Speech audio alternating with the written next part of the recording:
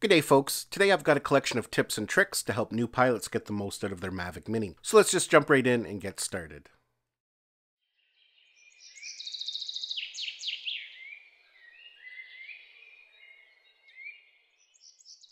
So I've got a collection of tips and tricks here for new pilots. Now a lot of these I've already covered in many of my other videos that I've uploaded. However, in this video you can get them all in one place, nice and quickly, without having to sit through long videos. Now the first couple tips I have here for you is using the return to home. When you launch the Mavic Mini, you're going to get a notice on the screen and an audible sound saying that the home point has been set. Basically what that is it marks a GPS location of where the drone took off from. That way when you initiate a return to home by pressing the button on the remote or by pressing the button within the DJI Fly app, the drone's going to know where to return to. Now you can update the home point anytime during your flight by going into the settings, and that can be important because if you've changed location since you took off, maybe you're in a park and you've kind of wandered around a little bit, you may not want the drone to go back to where it took off from. To get to the menu where you update your home point, you click the three dots at the top right hand side there. You're going to be in the first tab under safety, and you're going to click there where it says update home point. Now it's not going to let me go any further because in order for you to update your home point, you have to have the aircraft in the air and you have to be connected to GPS. That's a very simple tip, but very important. Now while we're on the subject of return to home, if you've initiated a return to home and the aircraft is headed back to where it took off from, at any time you can take manual control of the drone just by moving the sticks. That can be very important because as the drone is getting close to you, if you see it's about to hit an obstacle,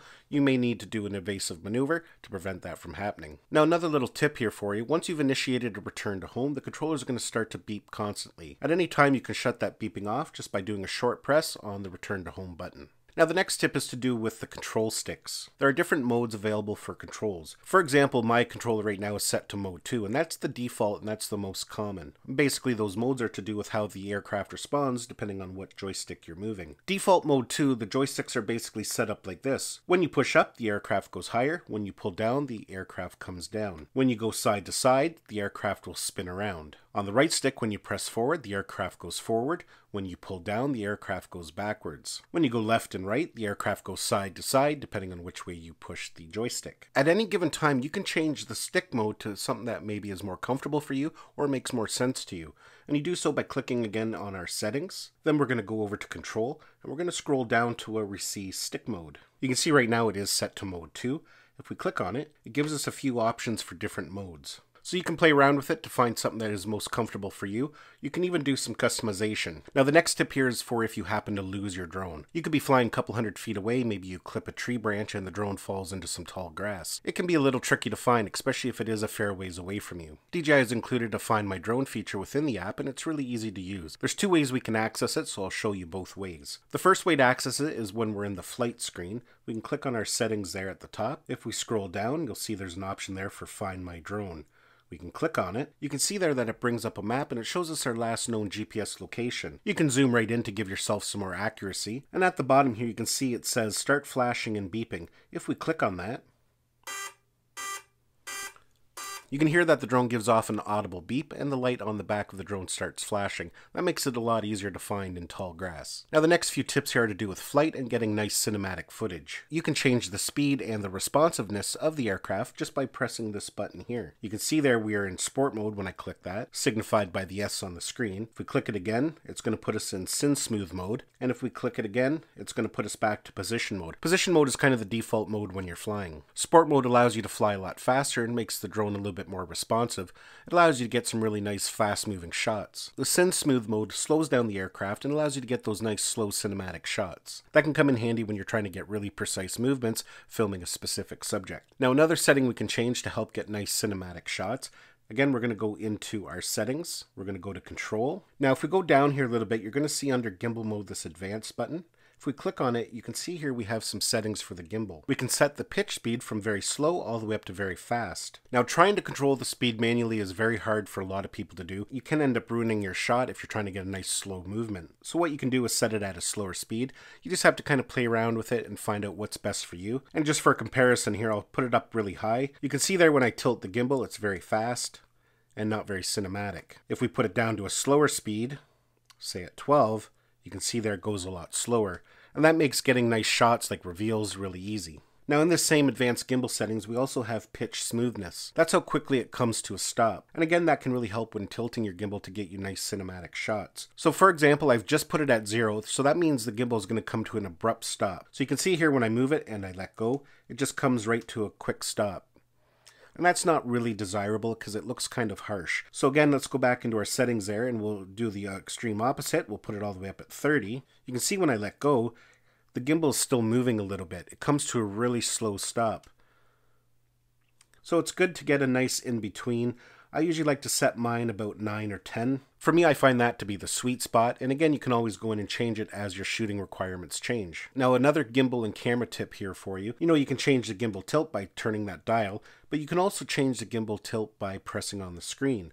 For example, if I press and hold, you can see there that I can drag down, and that's changing the camera angle. Now, one last little tip here for the gimbal before we move on. So if you can see what the drone is filming right now, just my wall, I have the camera tilted up as high as it can go. But you can change that so the camera will go up even higher. And to do that, again, we're going to go to our settings. We're still in the advanced gimbal settings, and all we do is enable that where it says allow upward gimbal rotation. We're going to turn that on. So if I go back to that screen now, you can see I can go up a lot higher. Now that's not something you might want to use all the time, but it does come in handy, especially when you're flying under trees and you want to get an upward shot of the canopy.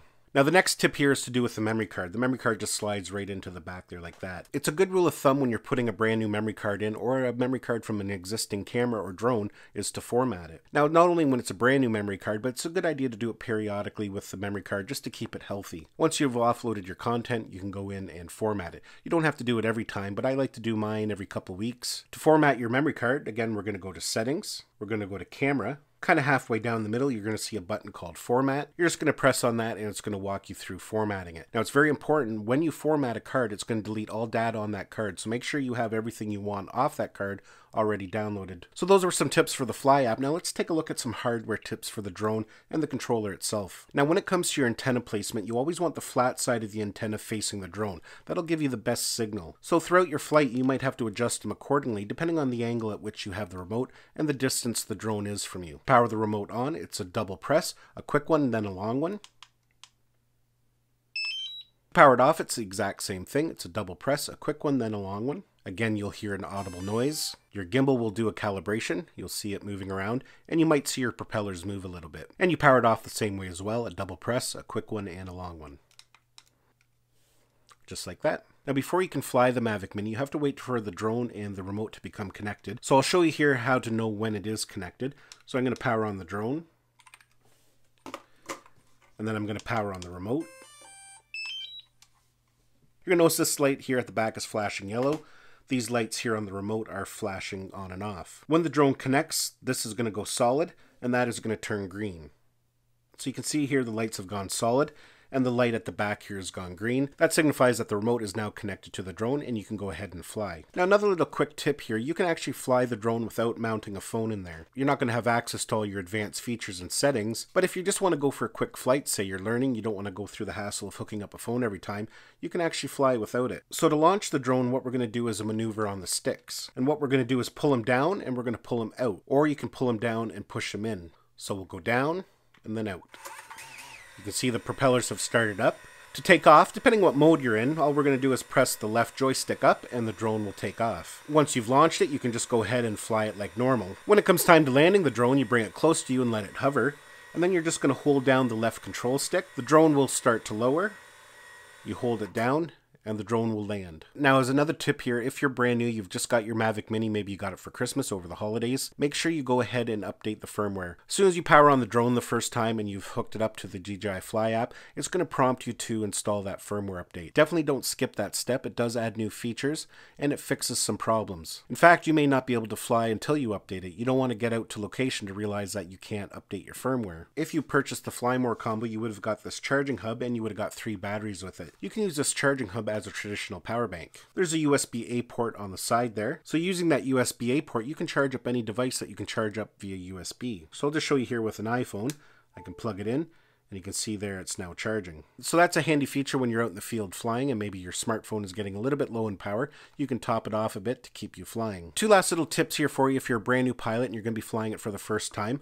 Don't get too caught up in video settings and trying to capture video right away. Learn to fly the drone and get comfortable with the sticks. Once you've mastered that, then you'll be able to capture that really nice cinematic video. Just find a nice big open field with no obstacles and just have fun, play around with the sticks, get used to the controls and how the drone behaves. It doesn't take long to pick up at all. Now, as a last thing, I just want to caution you to be careful when you're using the auto shots. Auto shots allow you to get some really interesting shots autonomously. You just have to remember that the Mavic Mini doesn't have any kind of obstacle avoidance sensors. Some of the auto shots are going to be flying away from you while you're performing the task. Just pay very close attention to trees because the drone's not going to know if it's going to fly directly into a tree. When you're doing auto shots, you can take manual control of the drone just by moving the sticks. So just make sure you pay very close attention when you're using some of the auto shots. Well folks, that's basically my tips and tricks video for the DJI Mavic Mini. Hopefully you enjoyed it and got some useful information out of it. Give it a thumbs up if you did. Don't forget to subscribe to my channel so you don't miss any of our upcoming videos, and we'll see you in the next one.